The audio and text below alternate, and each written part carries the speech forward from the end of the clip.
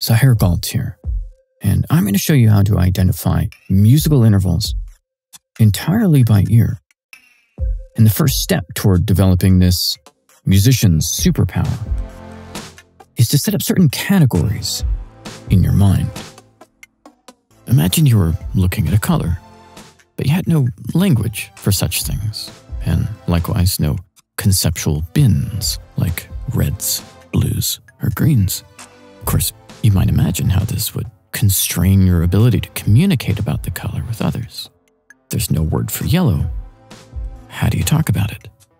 But perhaps more surprisingly, this paucity of language would also interfere with your own ability to identify the color at all. There's a link between language, understanding, and perception itself. Now, extending this into the musical domain, we need categories for intervals that meaningfully stratify them. It can't be arbitrary. So let's use an organizational scheme I've adapted from counterpoint, which of course is a compositional technique that works as well today as it did 500 years ago. That's the kind of longevity that can reassure us about the general soundness of the framework, which goes like this. We start with 3 broad categories. First, the dissonances. These are biting, acerbic sounding intervals, including the minor second, the major second, the tritone, the minor seventh, and the major seventh. You can probably already see why these sounds might be grouped together, as they all have some variety of clang and harshness. Okay, next are what we call perfect consonances. These are pure, placid, grand, or perhaps hollow sounding intervals. There's the perfect octave, the perfect fifth, the perfect fourth, and the perfect unison. There's a distinct sense of oneness to some degree in all of these sounds, and so we can group them together. And the last class, the imperfect consonances. These, like the perfect consonances, also have a euphonious quality that makes them, to use a generic phrase, pleasing to the ear. That's the consonant part. But the imperfect consonances are less transparently pure and more emotionally colored. We have the minor third, the major third, the minor sixth, and the major sixth. You may have keenly already detected that this category is bifurcated between sanguine and somber character. More on that later. For now, simply notice that imperfect consonances are pleasing intervals, but not neutral. Their sweetness also implies an emotional valence that's key to identifying their category. Okay? Now that we've got the organizational bins set up, let's explore what it's like to use them. Listen closely to this. What do you perceive?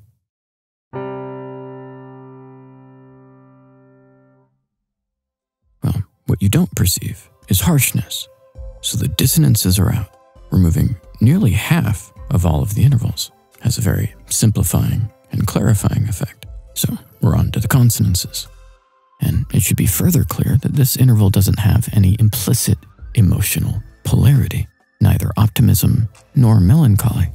So the imperfect consonances are out. What is perceptible is a sense of stability, calm, and purity. The hallmarks of a perfect consonance. Now we know this interval must be a perfect octave, perfect fifth, perfect fourth, or perfect unison. You can see, with interval categories appropriately set up in this way, our automatic emotional response to what we're hearing actually resolves to useful information and can cleave the entire panoply of intervals down to a handful of related possibilities. Now, before we're done, I'll show you how to refine that even further to the precise interval itself. But first, let's keep working with the categories for a moment longer. We'll try another one. How about this?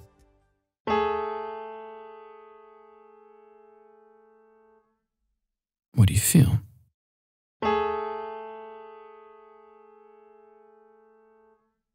It's disquieting, with an acute sting.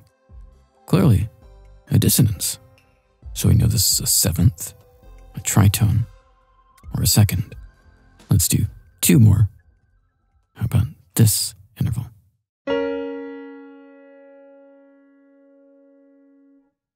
Let's just focus on its character.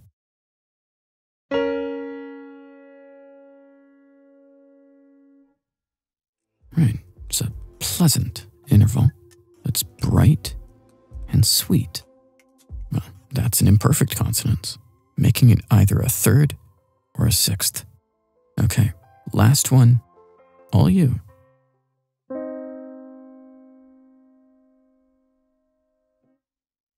One more listen.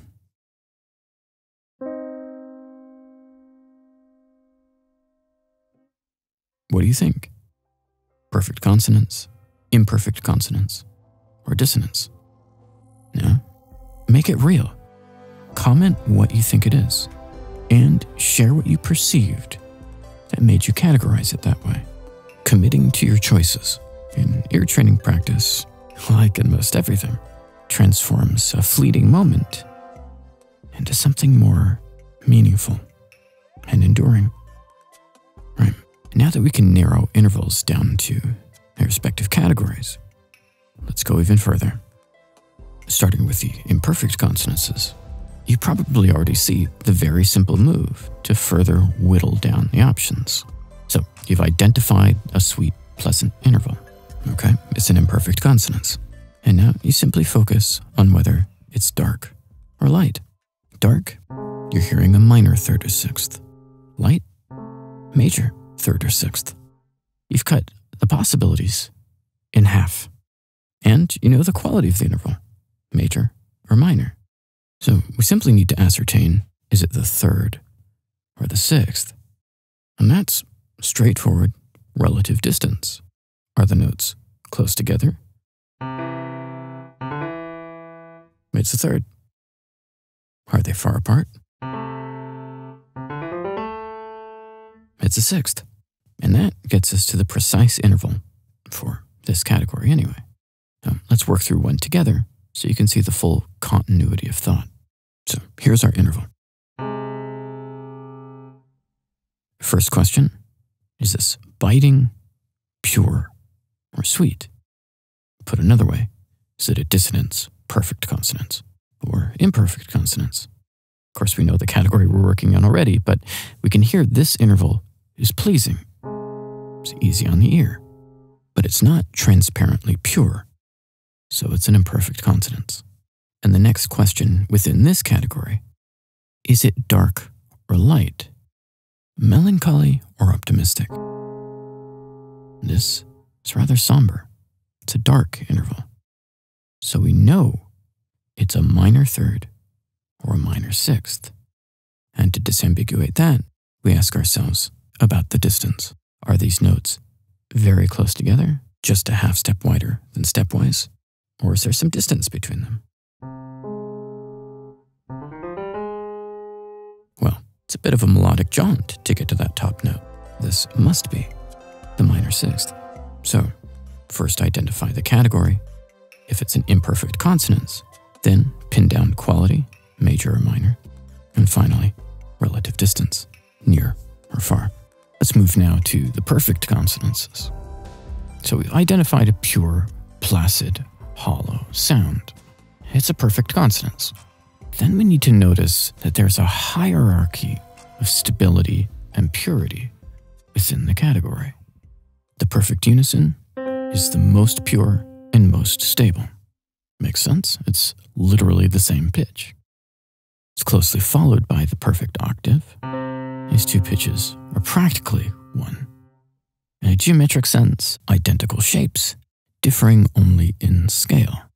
Then there's the perfect fifth. Now it's nearly maximally stable, but slightly less pure. Unlike the octave in unison, the fifth has notes that are not in the same pitch class, and for that reason, the fifth feels stronger, more substantial, less hollow, at the cost of some purity. The last interval in this hierarchy is the perfect fourth. If the others are transparent and glacial, the perfect fourth is beginning to show striations and stress fractures. Far from feeling perfectly stable, there's actually an impulse to want to collapse inward. Now, let's do some practice within this category. Here's our interval. So, we hear a pure interval, we know it's a perfect consonance. And the question is, how pure? This is very pure, but we know it's not two soundings of the same note. There's distance between them. So unison is out, but it's otherwise so incredibly pure, and there's such a sense of unmistakable sameness about the two pitches that we know this must be the perfect octave. So our process with the perfect consonants is simple. We identify purity, then rank it.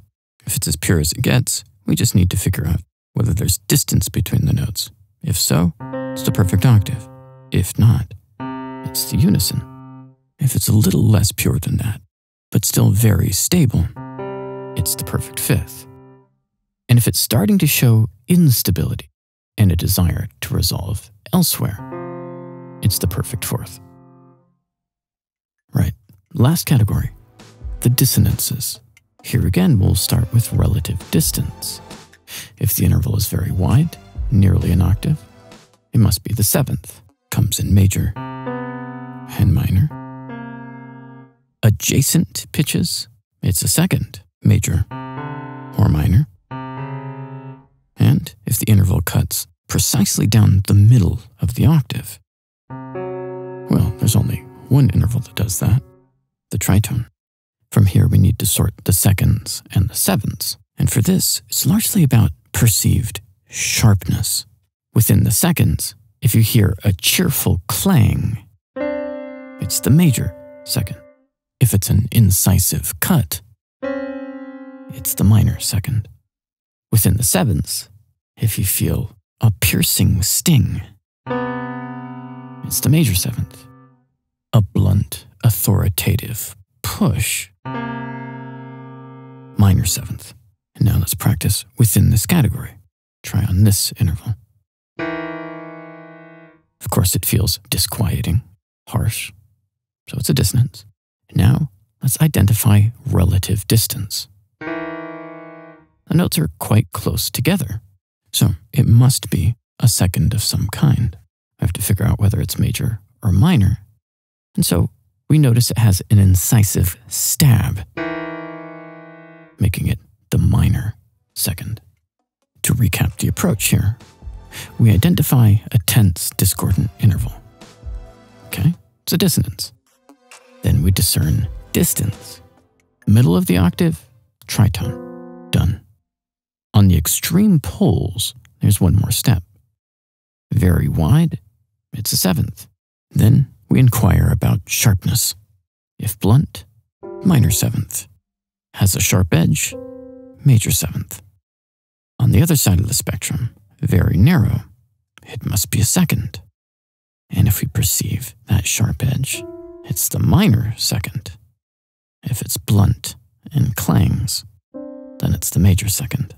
Okay, now let's practice in full, with no foreknowledge of even the category. I'll guide you at first, then you'll take it away on your own. Start with this interval. It's pleasant, must be a consonance, but it's not hollow or pure like a perfect consonance. It's active, so it's an imperfect consonance. It's bright, happy, and sweet, so it's major, rather than dark as in minor. And finally, it's wide, so it's a sixth, as compared to narrow like the third. In short, This is an imperfect consonance, the major sixth. Let's try another together. Harsh dissonance. It's wide, so it's not a second. Or the tritone. It must be a seventh. And it's blunt, not sharp, like the major seventh. So it's the minor seventh. Okay, one more. How about this? Pure. This is a perfect consonance. But it's not so pure as to be two notes of the same pitch class, so octave and unison are out. Indeed, we can hear a touch of instability, that telltale desire to resolve.